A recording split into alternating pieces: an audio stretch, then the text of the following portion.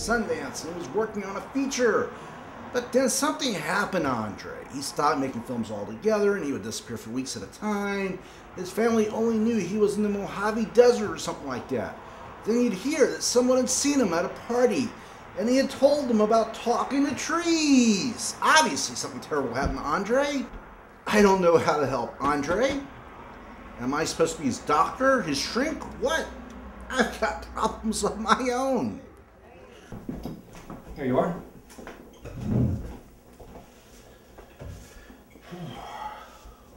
What a day. Menu. Is there anything else I can... Yeah, can I have a whiskey, please? Of course. Thank you. I'd gotten trapped into coming here by a mutual friend of ours who had called and insisted that I see Andre. Apparently he had seen Andre the night before leaning against a building, just sobbing. Andre explained that he had just seen the Ingmar Bergman film Autumn Sonata and he had been seized by a fit of uncontrollable crying when the character played by Ingrid Bergman had said, "I could always live in my art, but never in my life." Wally! Andre! How are you? Fine. How are you, bud? Oh, fine. How long has it been since I've seen you? 5 years, 4? He asked me about my girlfriend Debbie and told me about his wife Chiquita and their 2 kids, Maria and Nicholas, and the server took our order. Gentlemen, do you know what you're going to have? I was just debating. You know what you're going to get, Andre? Sure. I was feeling incredibly nervous. I wasn't sure I could survive having a meal with this guy. I thought back to my time as a local newspaper reporter. Back then, the one thing that kept me calm in situations like this was asking questions. I realized the best way to make it through dinner was to ask Andre some questions. So I understand you did some work in the Mojave Desert? Oh, yeah. I was in the desert for a while. At first he seemed reluctant to go into it, Why do you tell me but I that? kept asking. Never been to the desert. You sure you want to hear about all this? Oh, sure I do. A friend of mine suggested that I do a workshop. And I said, well, if I could find a workshop with 40 abstract filmmakers out in the desert, now that would be a workshop I would go to. And a week later, she called back and she said, well, 40 abstract filmmakers in the desert is a little hard to come by. But I do know of a workshop out in the Mojave, and everyone involved has been injured or diminished by their experience with cinema in some way. And so I went out there. And Wally, there were about 100 of us out there. And instinctively, without being told, we broke up into groups of 10 or 12, and then we went out into the desert to begin the workshop. And one of the women in our group brought a bowl of water in case anyone became thirsty. And another man in our group brought a little packet of flowers to plant in case it rained, because flowers love the desert when it rains. And about the 4th day of the workshop, our group leader suggested that we all play ourselves, asking yourselves that same 4 questions that Stanislavski said each actor must ask himself or herself when they're playing a role. Who am I? What am I doing here? Where did I come from? And where am I going? But in this case, instead of playing another role, we were playing ourselves, saying and doing the things that we would say and do in that situation as we interacted with each other and with our surroundings there in the desert. Now technically, acting yourself under these circumstances and being yourself is very different, because when you're acting yourself, asking yourselves these 4 questions, all those little habitual actions, those little actions that steal little pieces of our lives, the ways that we deal with each other and with our environment, we don't even know why we're doing it anymore, these habitual things that have mutated over time and they no longer serve us, these habitual actions no longer have any power over you when you're acting in this deliberate manner. And then towards the end of the workshop, about 3 days before the workshop was supposed to end, it actually did rain, and our group took the flower seeds and we planted the flowers in the desert. I remember running through the desert with this laugh coming out of me, this laugh that's in that place where laughter and tears mingle. And when I came back from the desert, Wally, I mean, the desert really opened me up. I could look at a leaf on a tree and I could see that thing that is alive within that leaf. And I was hallucinating non-stop. I mean, I would be at a stoplight and I would like look at the driver next to me at a stoplight and I could see birds coming out of his mouth. And then one dreary evening, I was waiting for my ticket because in those days, I was being pulled over constantly. And I saw this creature come down from the sky and stand beside me. And it was 8 feet tall, and its skin was blue, and it had flowers coming out of its hair. Now, I didn't tell the officer about this because he would think I was weird. But I was sure that the universe had sent that creature to comfort me, to tell me, well, I mean, things may look bad now, and you don't know what you want to do with your life. You can't get a job, but you're okay. Hang in there. More bread. Oh, The rest of thank your you. meal will be out very shortly. Okay, very good. Wonder how fine this fine coffee is. It's probably just fine. So I guess the desert's a good place for people with allergies like me, right? The desert was wonderful. Beautiful out there. We did so much good work. Were you in California or Arizona? All right, gentlemen, I believe you had casserole. Thank you. Yes, sir. And there you are. Oh, wonderful. Thank you. And then the last really big event that I went to like this was that October, around All Souls Eve, and it was out at the lake. And each of us in the workshop was supposed to bring something for the other members to do that related to the All Souls Eve holiday. And there are about 9 of us there, mostly men. But only 3 of us would participate in the workshop. And the other 6 wouldn't participate with the rest of us. So they were watching us, but they wouldn't participate. And we thought they had something special planned for us.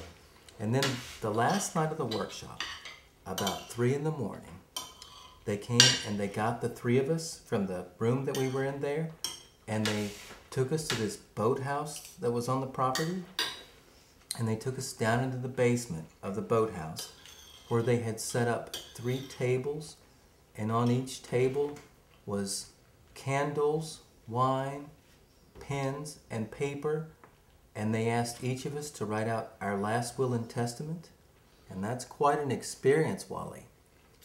And we were there about a half an hour, and then one by one they took us out of the basement of the boathouse there, and I was the last, and then they took me upstairs in the boathouse, and they asked me to give them all my valuables, and then they took my clothes and put me on a table that they set up there and sponged me down with cool water.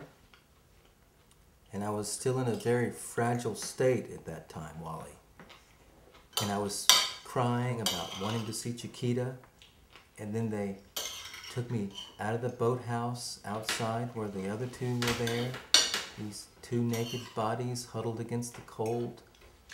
And then they tied one of Alan's wrists to Robert's wrist, and then Robert's other wrist to my wrist.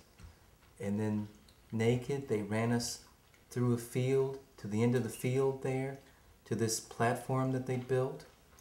And then one of them climbed up on the platform wearing these black robes, and he started one by one reading out these charges against us, how each of us, how we were wastrels who had squandered our lives chasing some dream. And then when they'd finished reading all the charges, they ran us down a hill there to the end of this pier that went out into the lake. And then they tied my free wrist to Alan's wrist so that we made a triangle facing outwards. And then they walked us as best we could, walked us to the end of the pier where there in the moonlight they read us our last rites with the water about 5 feet below us. And then they pushed us off the end of the pier into the water. And the darkness in that water, Wally. Now, I didn't struggle to conserve my oxygen because I didn't know how long we would be down there. But the other 2 struggled very violently so that we were sinking to the bottom of the lake. And I really had the sensation of being buried at sea. And then we felt that clay, that watery clay at the bottom of the lake, and the other two stopped struggling. And then we started floating back up to the top, all the way to the top. And they fished us out and gave us our clothes. And then they took us back up to the boathouse where they had breakfast laid out on the table and hot coffee, and the three of us watched the sunrise in silence while the rest of the group all congratulated themselves on the good work we'd all been able to do. So, what did you learn from this bizarre deep water excursion?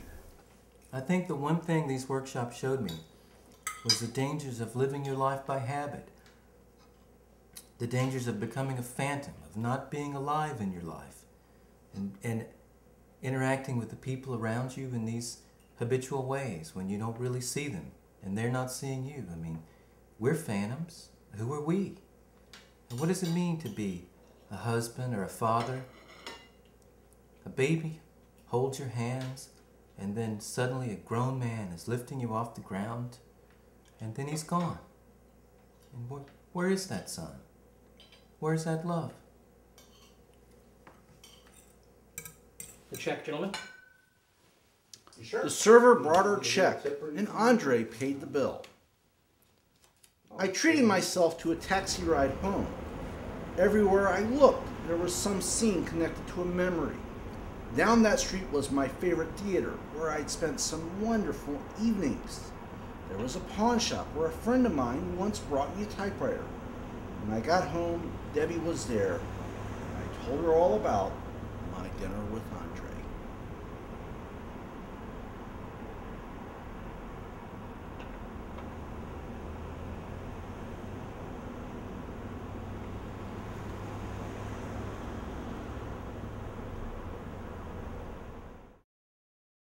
My name is H.I. McDunn.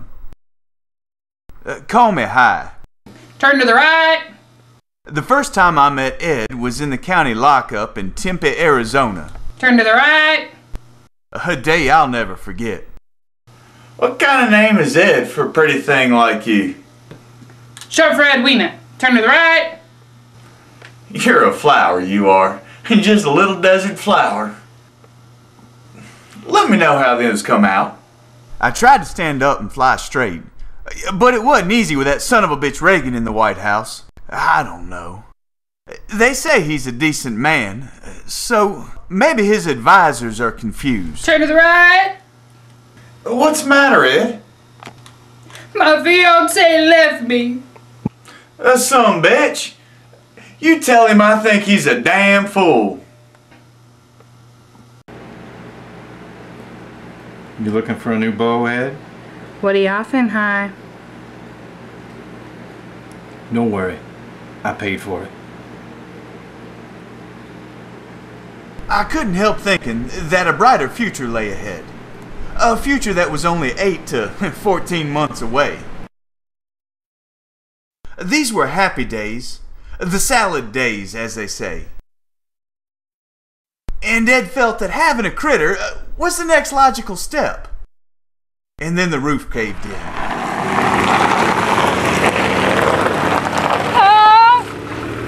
I'm bearing.